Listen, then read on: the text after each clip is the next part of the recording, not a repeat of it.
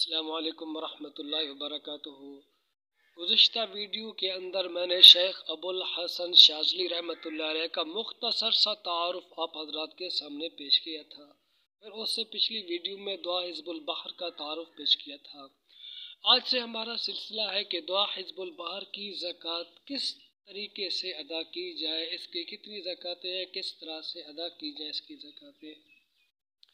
تو انشاءاللہ روزانہ ویڈیو آئے گی اس کی زکوٰتوں کے متعلق کہ دعا حزب البحر کی زکوٰۃ کیسے ادا کی جائے۔ ایک بات یاد رکھیں کہ بعض لوگ یہ کہتے ہیں کہ اس دعا کا پڑھنا مضر ہے عام بندے کے لیے۔ ایسی بات ہرگز نہیں ہے۔ خیر و برکت کے لیے اس دعا کو ہر بندہ پڑھ سکتا ہے، خواہ وہ عامل ہے یا عامل نہیں ہے، اجازت ہے یا اجازت نہیں ہے۔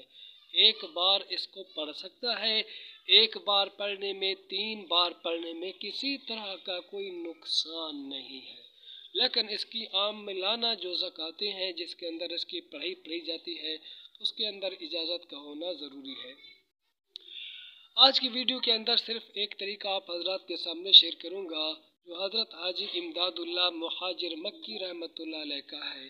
بالکل آسان طریقہ ہے، اس کے اندر کسی بھی قسم کا کوئی جان و مالی خطرہ نہیں ہے۔ اس میں ماہ سفر کی 6، 7، 8 ان 3 تاریخوں میں اعتکاف کی نیت سے مسجد میں بیٹھے، پہلے اجازت لے کسی شخص سے، کسی مرشد سے، اس کے بعد سفر کی 6، 7، 8 ان 3 دنوں میں اعتکاف کر کے مسجد میں بیٹھے، یعنی 5 سفر کے بعد جو رات آئے گی نا، اسی رات میں مغرب سے پہلے مسجد میں آ جائے، پھر 3 کے 3 دن مسجد کے اندر رہے اعتکاف کی نیت کر کے، پھر اس کے بعد روزے بھی رکھے، یہ اعتکاف کے ساتھ روزہ بھی ضروری ہوتا ہے، 3 دنوں کے اندر روزے بھی رکھنے پڑیں گے۔ ترک حیوانات جلالی جمالی اس طریقے میں نہیں ہے۔ پھر کس طرح اس کی زکوٰۃ ادا کرے گا؟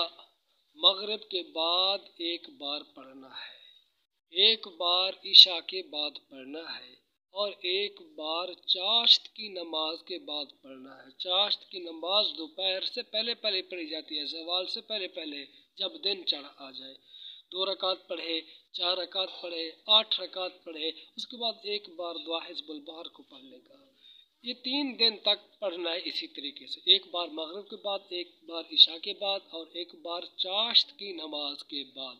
پہلے درود شریف بھی پڑھ لے 3 بار، 7 بار، 11 بار، اس کے بعد ایک بار دعا حزب البحر کو پڑھے۔ اس کے پڑھنے کا جو طریقہ کار ہے اس کے لیے مستقل ویڈیو آئے گی انشاءاللہ۔